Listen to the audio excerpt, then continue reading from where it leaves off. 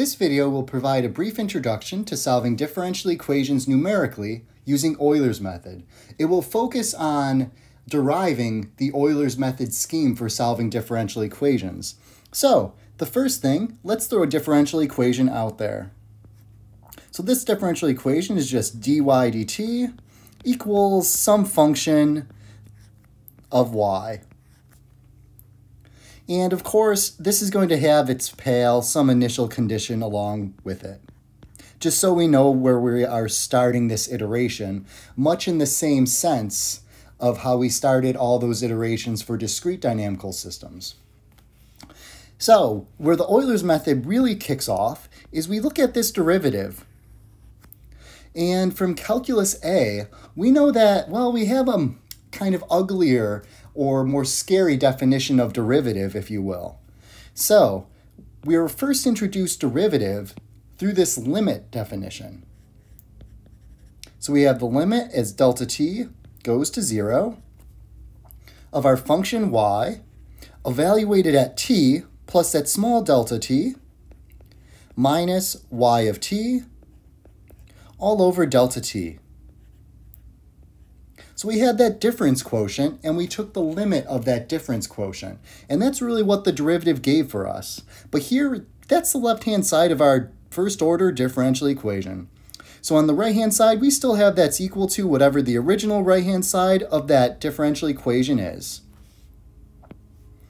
So again, we're just playing with the definition of derivative from line to line.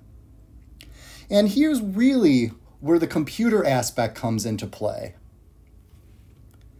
This limit, computer is not going to know what to do with this limit. The best we can do is get rid of this limit and get a nice approximation to this limit using a computer. So I'll just write approximate this limit by assuming that delta t is small.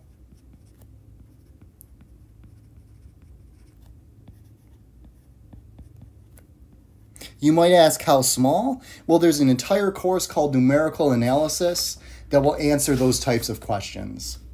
But in general, if we just say, hey, delta t is small enough, what this gives us is that we now have the difference quotient, the same thing we had before, y of t plus delta t minus y of t all over delta t. And now that's approximately equal to the right-hand side, f of y. This might not look like much, but it's actually giving us a nice recipe to march forward in time. If we know what the value of y at t is, we then can get the value of y of, hey, t plus a little bit later. So we're going to go ahead and do that and basically solve for that yt plus delta t term.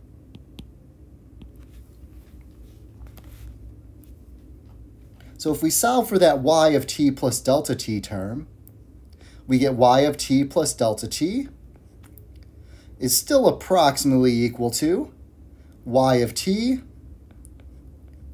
plus delta t times that original right-hand side of our differential equation, that function of y.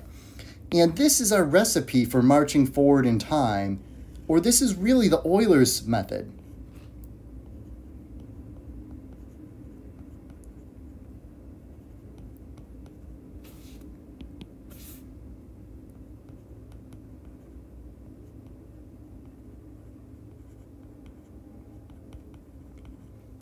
So let's go ahead and just define some of these terms so we know really what's going on with Euler's method.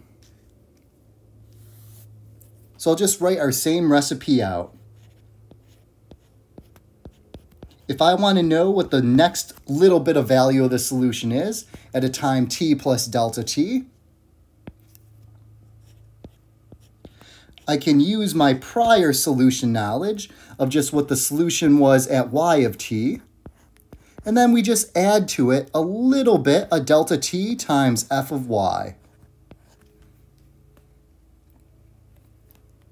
So some of the terminology I'd like us to introduce right now is this delta t is what's called the time step. And literally what this is how much we're actually stepping forward in time. I'll draw us a picture in a moment.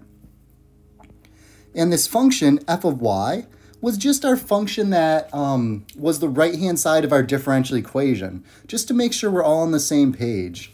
So I'll just write original right-hand side of that first-order differential equation.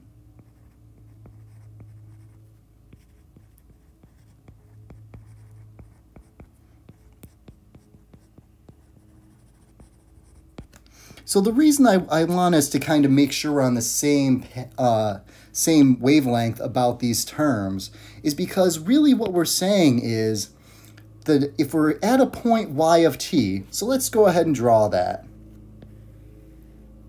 Say this is some value of t. If we want to get, and that value of t is somewhere there. That's our point, or our solution at some point y of t.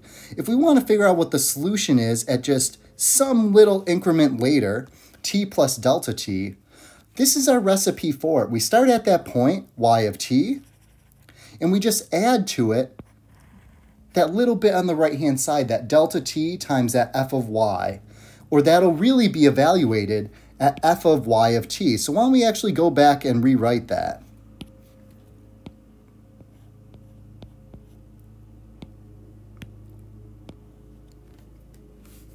So that little bit extra that we're adding to it, let's just say that point puts us up here.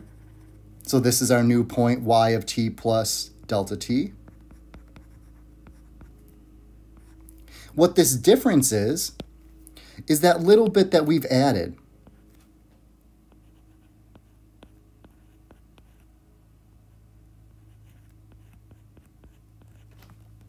So we're really literally stepping forward in time from one point to our next point, given by a delta t times what that right-hand side of the differential equation is, evaluated at that time t.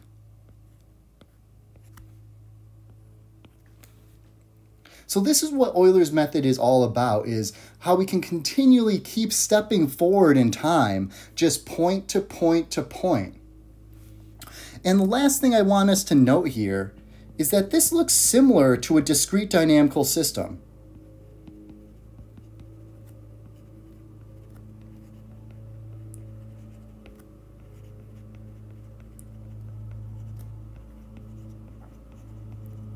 So the only reason I wanted to point this out is we're going to do a same type of iteration process that we've already done for discrete dynamical systems. It's just that our delta t up above, if we set that equal to 1, we then have an equation that looks like y at t plus 1 is equal to the previous value, y of t, plus some function evaluated at that previous y value.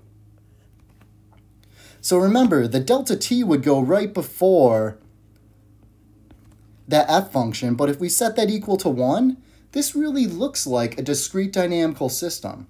So we're going to go ahead and iterate much in the same way that we solve these discrete dynamical systems already using MATLAB. So a bunch of the code should feel hopefully very familiar.